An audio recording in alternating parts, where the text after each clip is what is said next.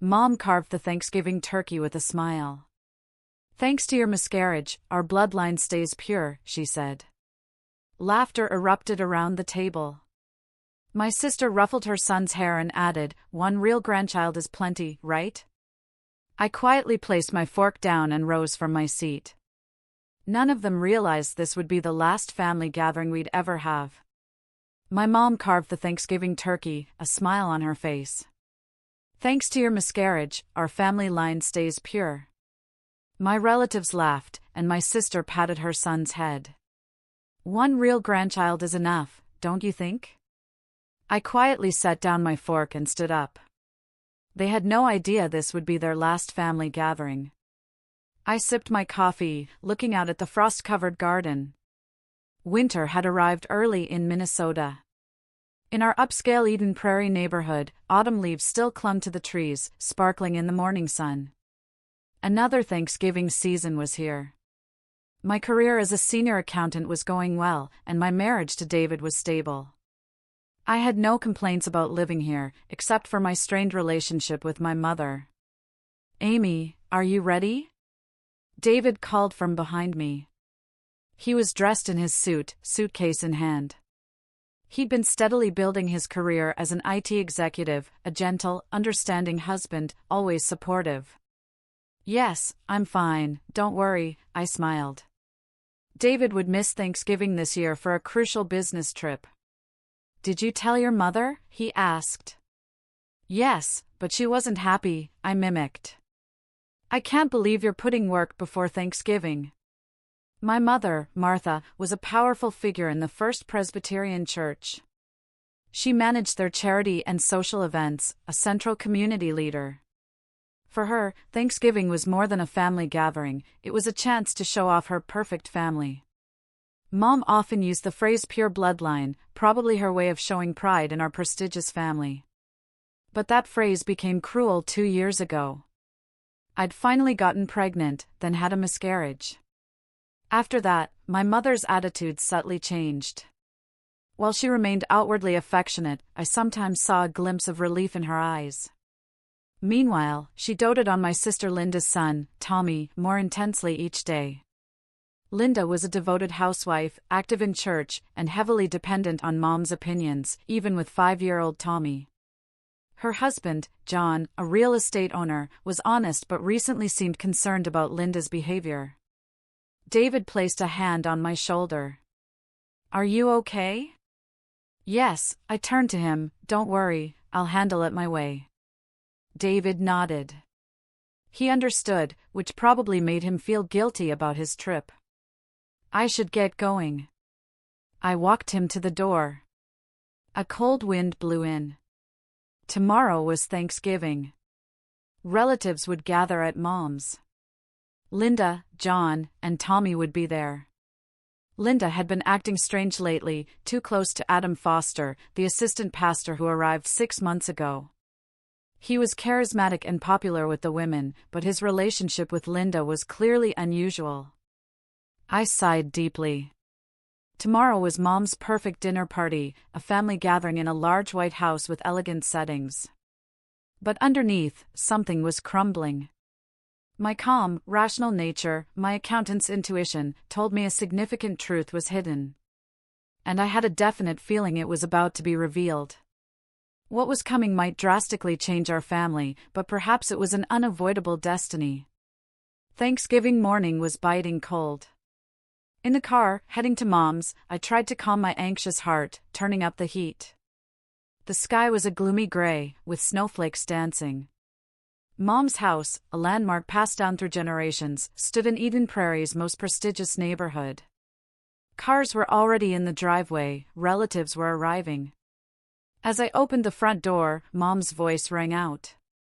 Martha had already made perfect preparations, a navy blue dress, pearls, meticulously styled gray hair, and careful makeup. "Is David really not coming?" she asked, a slight reproach in her voice. "No," I explained, "he has an important business meeting." "Well, I suppose it can't be helped. You young people always put work before family." Ignoring the sarcasm, I headed to the kitchen. Aunt Carol and cousin Jennifer were already helping. The turkey was browning nicely.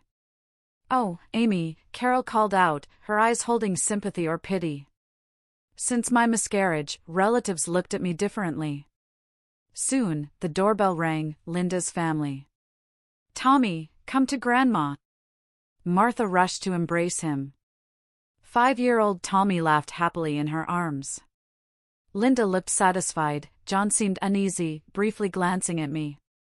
As dinner preparations finished, the usual small talk filled the living room, church activities, neighborhood gossip, kids' school stories. But to me, it sounded hollow. Linda, in particular, avoided mentioning the new assistant pastor. "Well, dinner is ready." Mom's voice echoed, and everyone moved to the dining room. The table was set with expensive china, candles flickered, and the golden brown turkey gleamed. "Let us pray." Everyone sat, folded their hands, and bowed their heads. Martha's prayer was dignified and confident. "And we thank you for all the blessings bestowed upon us. Amen." After, the food was served. Martha took up the large silver carving knife, her movements showing years of experience.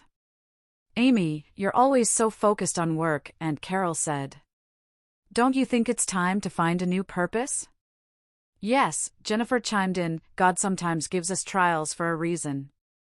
The meaning was clear, they were talking about my miscarriage. I silently looked at my plate. "Well, but..." Martha suddenly spoke, carving the turkey with an inappropriately cheerful voice. "Your miscarriage saved our bloodline from being tainted." Those words hit the table like ice. Yet, my relatives laughed, a cruel, frivolous sound. Then came Linda's decisive blow. Gently stroking Tommy's head, she smiled broadly. "After all, a real grandchild is all we need." Time seemed to stop. I slowly put down my fork and quietly stood up. All eyes turned to me. "Amy." Mom's voice trembled slightly. "Please excuse me for a moment," I said calmly and firmly, leaving the dining room. Behind me, confused murmurs began. I stood by the living room window, looking out. The light snow had turned into a proper snowfall, dancing down through the darkness. The sight was strangely calming. After a while, I heard sounds from the kitchen. John, Linda's husband, stood there, a troubled expression on his face. "Amy, I need to talk to you." His voice, usually confident, mixed anxiety and determination. "Actually, something's wrong with Linda." I nodded silently. John looked around cautiously, then continued in a lower voice. "She's been meeting with the young assistant pastor frequently, and..." He paused, sighing deeply. "I want to get a DNA test for Tommy. Will you help me?" In that moment, everything clicked. Vague anxiety became certainty. My accountant's analytical skills had already begun gathering evidence. "I understand," I answered quietly. The truth revealed this Thanksgiving night would forever change our family, but it was an unavoidable destiny. 3 days after Thanksgiving, I sat in my home office, staring at my computer. David was still on his business trip. In the silent house, only the sound of typing echoed. I'd ordered the DNA test kit. An email from John last night said he'd bought a commercial kit from Amazon. Modern technology made tests once only possible in labs accessible to anyone. But I had other methods. As an accountant, I could track people's patterns through their financial traces. I started by examining the church's accounting records. As the auditor for First Presbyterian, I had access. I carefully checked records since Adam Foster's appointment. I found unusual expenditures in the church's charitable activity funds. Every month, a fixed amount was transferred to a specific account. The amount wasn't large, but its regularity was suspicious. "Amy, what are you investigating?" At the sudden voice, I quickly closed the screen. Mom was standing in my study doorway. "Just work, Mother. Preparing for the church audit." "I see." Mom seemed to accept it, but doubt remained in her eyes. Your behavior at Thanksgiving dinner was truly disrespectful. Mother, your comment was. Think about the family's reputation, she interrupted, especially now that Linda is about to take on an important position. Important position? Yes, Assistant Pastor Adam has recommended Linda to be the youth department head. I frowned. Youth department head? That was a significant position in the church. But why Linda? After Mom left, I resumed my investigation, this time tracking Linda's records, credit card history, phone records, social media posts. Patterns emerged. Every Wednesday afternoon, Linda would go out, claiming church meetings. However, no meetings were recorded in the church's official schedule for those times. Then I found decisive evidence: Grayson, a modest business hotel in suburban Minneapolis. Linda's credit card had been making regular payments there for the past 6 months. John, I found something. I quietly called my sister's husband. What do you mean? Every Wednesday, Linda has been going to a specific hotel, and part of the payments are coming from the church's charitable funds. John sighed heavily. That's not all, I continued. When Tommy was born, there's a high possibility Linda already knew Adam. What do you mean? At that time, Adam was doing a short internship at this church as a seminary student. It's in the church records. Silence fell, a calm before a storm. We might not need to wait for the DNA test results. John didn't answer, but I could hear his heavy breathing. The evidence gathering continued for another week. Using my expertise, I uncovered more evidence supporting Adam and Linda's relationship: hotel reservation records, restaurant receipts, and most decisively, records of anonymous transfers between them. The flow of funds disguised as church charity, while cleverly concealed, was obvious to a professional. Adam had been using church funds to maintain his relationship with Linda. However, this investigation had an unexpected side effect. While examining church records, I also discovered Mom's misconduct. Martha Anderson had been misappropriating church funds for personal use for years. The amounts were trivial, but the fact was serious. I sighed. This evidence would be a powerful weapon against Mom. But whether to use it, my heart wavered. The turning point came unexpectedly. One afternoon, Linda suddenly visited my house. Amy, you're investigating me, aren't you? My sister's voice mixed anger and fear. What are you talking about? Adam told me someone's been examining the church's accounting records. I stared silently. Linda's eyes wavered with anxiety and panic. Please, keep quiet, she pleaded. If this comes to light, Mother will, the church will. Tell me honestly, I said quietly but firmly. Tell me everything. And Linda began to talk, meeting Adam 5 years ago as a seminary student, their secret romance, Tommy's birth. Does Mother know? Linda covered her face. Yes, but Mother covered everything up for the family's reputation. At that moment, my cell phone rang.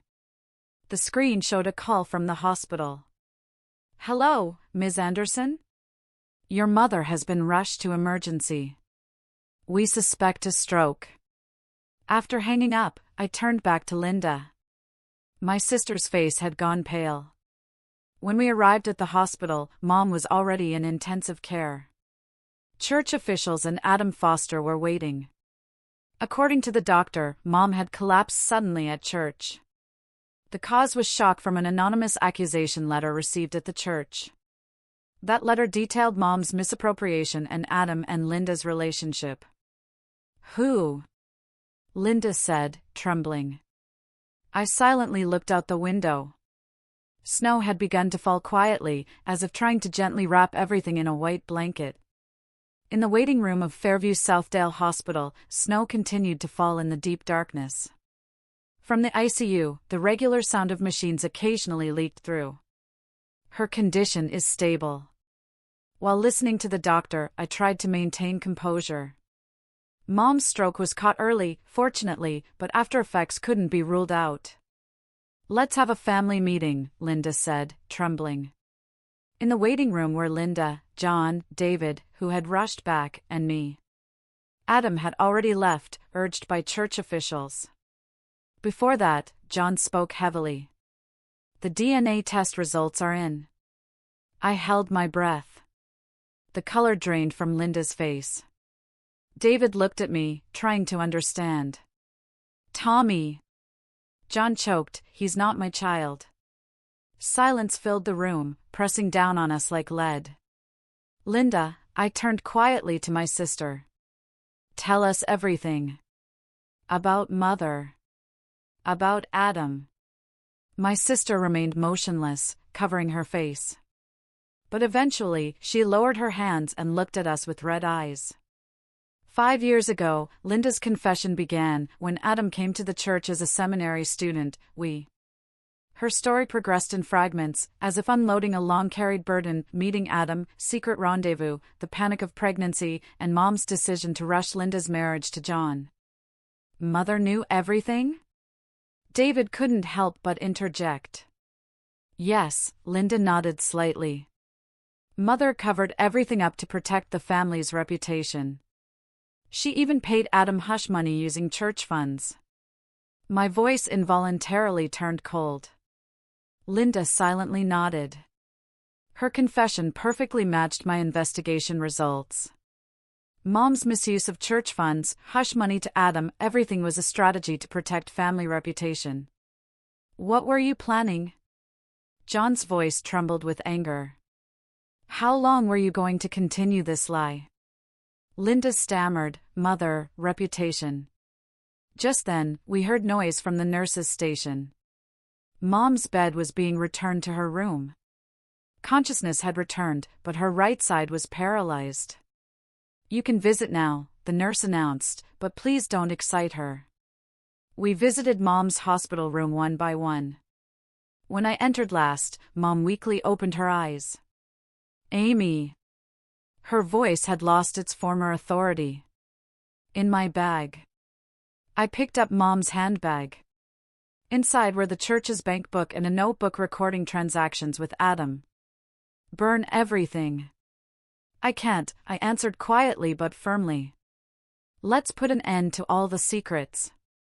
That evening, the church's board of elders urgently convened. Adam Foster's inappropriate relationship and suspicions of church fund misappropriation were officially on the agenda. The results were as expected. Adam was immediately dismissed. Mom's position in the church was effectively stripped.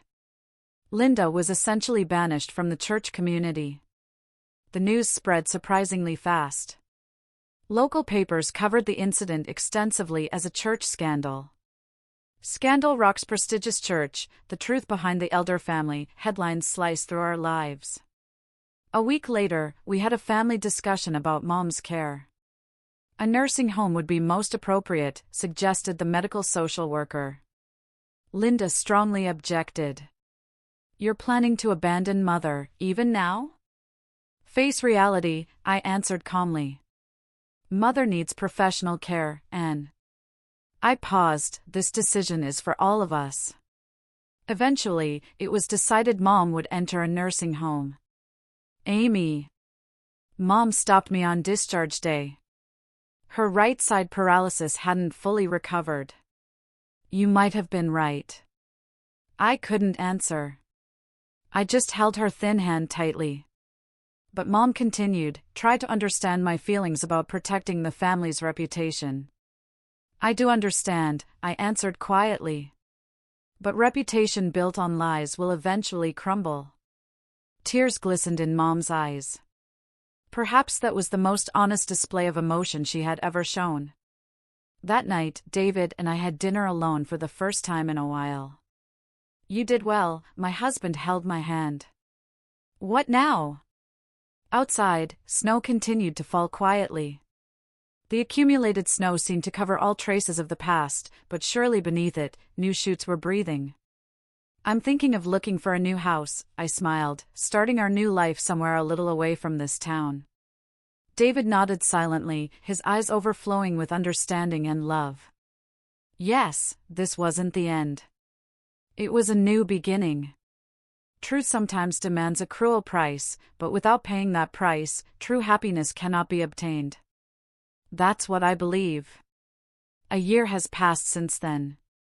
David and I settled into a new home in a developing residential area in western Minnesota, a 2-hour drive from Eden Prairie.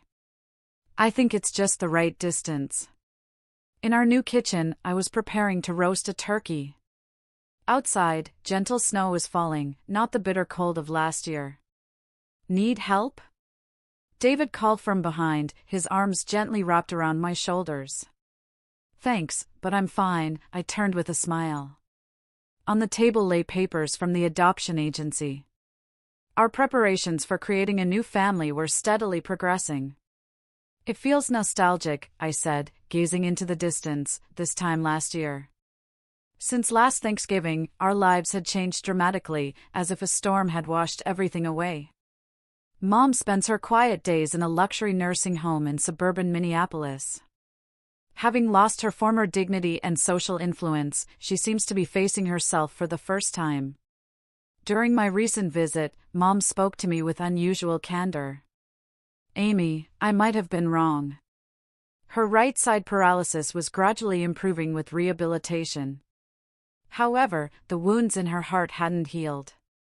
I was so concerned about appearances, I lost sight of what was truly important. Mom's eyes showed a hint of regret I had never seen before. From the nursing home window, you could see the well-maintained garden. Nurses pushing wheelchairs symbolized Mom's new life. Linda's fall was more dramatic. The divorce was finalized, and John gained custody. She can only see Tommy once a month, under supervision. Her banishment from the church community stripped her of all social foundations. Sis, last week Linda suddenly visited our new home. I was speechless at the sight of my emaciated sister. I need to borrow money. Her relationship with Adam had already ended too. After being expelled from the church, he had moved to another state and wasn't paying child support. I'm sorry, I answered quietly but firmly, I won't clean up your messes anymore. Linda left in tears, her retreating figure no longer even a shadow of my once beautiful sister. Meanwhile, John had begun a new path. Having gained custody of Tommy, he was pouring all his energy into his son's education. While accepting that he wasn't Tommy's biological father, his approach to his son as a true father showed deep affection. Amy, I can't thank you enough, John said when he recently visited with Tommy. Thank you for revealing the truth. Tommy is still too young to understand, but he's growing up healthy, surrounded by his father's love. Seeing that is a great comfort to me. The church turmoil was gradually resolving. A new assistant pastor had been appointed, and the misappropriated funds were being returned bit by bit. Combined with Mom's nursing home costs, our finances weren't easy, but that's the result of our choices. The turkey's starting to smell good, David's voice brought me back. Indeed, a savory aroma was beginning to waft from the oven. This year's Thanksgiving would be a quiet celebration with just my husband and me. The table was set with a white linen tablecloth and our newly purchased dishes. It wasn't extravagant, but it was a space that warmed the heart. Hey, David said, gazing at my profile, are you happy? I thought for a moment before slowly nodding. Yes, we're truly happy now, in the real sense. Happiness built on lies and deception will eventually crumble. That was the lesson Mother learned over a lifetime, and through that pain, we found a new happiness. Outside the window, snow continued to fall quietly. The white crystals gently wrapped the earth, seeming to announce the arrival of a new season. Surely, new shoots will sprout come spring. That's how our lives, too, will move forward, slowly but surely. Oh, by the way, David said, picking up the adoption papers, next Thanksgiving, we might be celebrating as a family of 3. I squeezed my husband's hand. A new form of family, perhaps that's a genuine bond, unrelated to bloodlines or appearances. Yes, this is the path we've chosen. This is our new form of life, found by choosing truth and discarding deception. In the oven, the turkey was slowly browning to a perfect golden color. Its aroma suggested not bitter memories like last year, but a future full of hope.